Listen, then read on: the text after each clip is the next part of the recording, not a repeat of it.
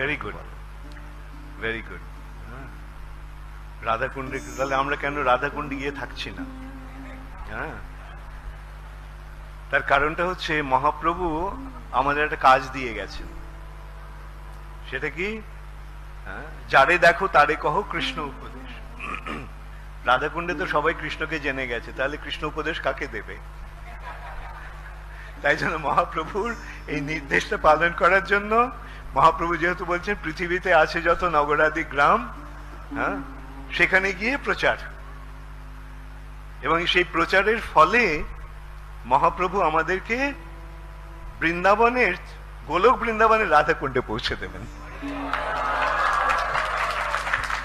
সেই জন্য কৃষ্ণ ভক্তরা রাধাকুণ্ডে না গিয়ে সারা পৃথিবীর সব জায়গায় গিয়ে কৃষ্ণ ভক্তির প্রচারে ব্রতী হয়েছে। হরে কৃষ্ণ।